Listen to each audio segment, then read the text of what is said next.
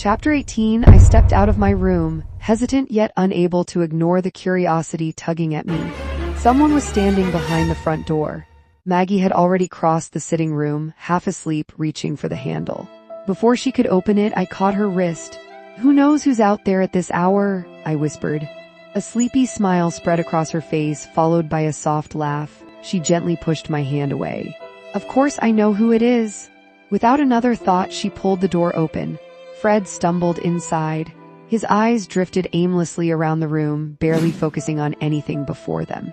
The moment they settled on me, a flicker of irritation crossed his face. He lurched toward the sofa, and with every unsteady step, the sharp smell of alcohol grew stronger. "So," he slurred, collapsing onto the cushions, "you've decided to spend the night here, mother-in-law." The words barely escaped lips. Maggie didn't answer. She simply turned and walked back toward the bedroom. "Maggie," I called after her. "The baby doesn't need this," she replied quietly, one hand resting protectively on her swollen belly. She paused at the doorway.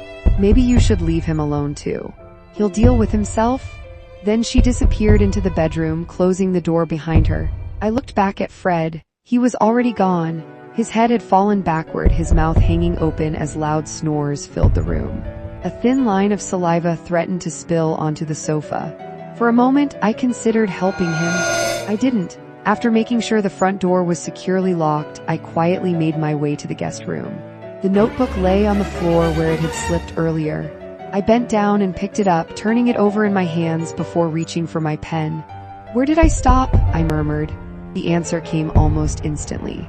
My mind slipped back to another time, a season when old wounds had barely begun to heal, even as new mysteries quietly emerged from places no one had expected. "Will Maddo still stay with us?" I asked Naka. She looked at me. There was nothing harsh in her expression, yet her silence unsettled me far more than words ever could. Without answering, she rose and walked toward the window. I remained on the sofa, pretending to concentrate on my homework while my thoughts circled the same unanswered question. Finally, she spoke, still staring outside. "What did I tell you about Maddo and Uncle Martin?" I thought for a moment before replying. "You said Uncle Martin would take him, that they'd live together." Naka glanced back over her shoulder. "Then what the heck are you worrying about?" She headed toward the kitchen. I watched her disappear through the doorway before swallowing hard. A moment later, the refrigerator door opened and shut. She returned carrying an orange that had already been sliced. There was an easy grin on her face, so warm, so effortless, that it almost seemed impossible she had lived through everything that had happened over the past few years.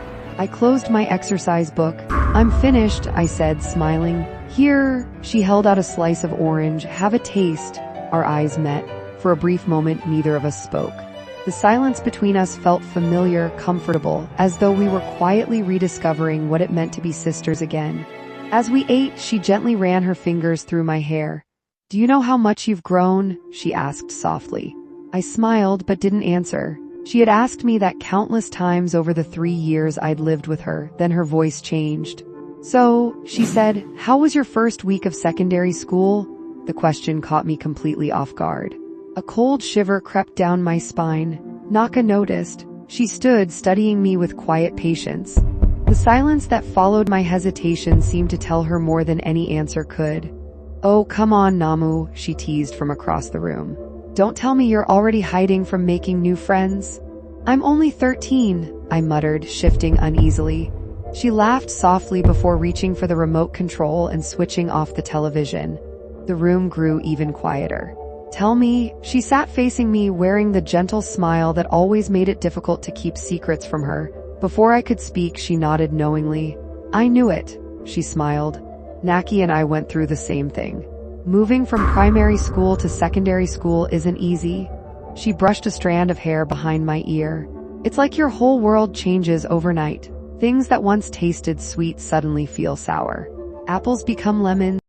But I barely managed the words. "Knock, knock, knock." The sharp knocking interrupted me. Naka stood and opened the door. Naki walked in first. Mother followed behind them. "Oh, Sophie." I jumped to my feet the moment I saw the little girl in Naki's arms.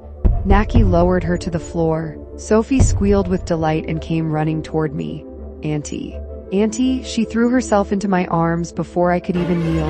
I lifted her high, laughing. She's learned so quickly, I said, unable to hide my amazement. I can't believe a 1-year-old can already speak this well, Naki smiled.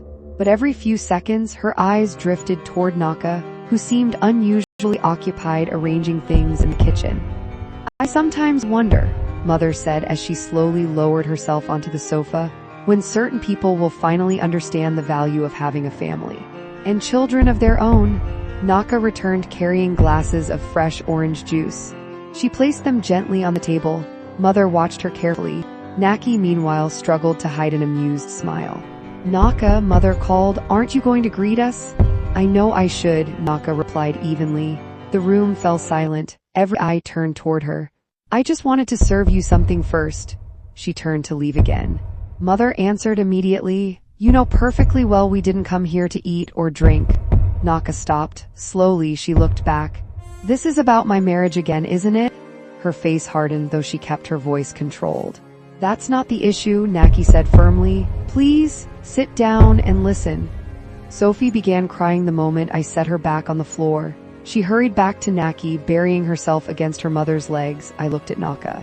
Confusion clouded her face. I called them, I admitted. She stared at me before letting out a dry chuckle. If this is about those stories your friend Becky has been telling you for the last 3 years, she said, I honestly don't have enough energy left to explain why none of them has anything to do with Father's death. Naka, Naki interrupted, her voice sharper now. These matters never disappeared. Time doesn't erase everything. Mother remained silent, her expression grave. Naka looked from one face to another before stepping closer. Nothing is coming back, she said quietly. What we lost forever. She paused. Father is gone. The family land was sold. We left the village. None of that can be done. Her voice weakened. And Uncle Martin, Mother cut her off. This isn't about Uncle Martin or Maddo. She turned toward me. You need to hear Namu first. The room became painfully still. Every pair of eyes settled on me. My throat tightened. I swallowed hard, then I stood. Without stammering, without looking away, I finally spoke. Last Friday, my classes had just ended. I was leaving school. I drew a slow breath. I saw Kuti. Silence crashed over the room, not ordinary silence, the kind that steals the air from every chest. The kind that arrives when a name buried by time suddenly returns, alive.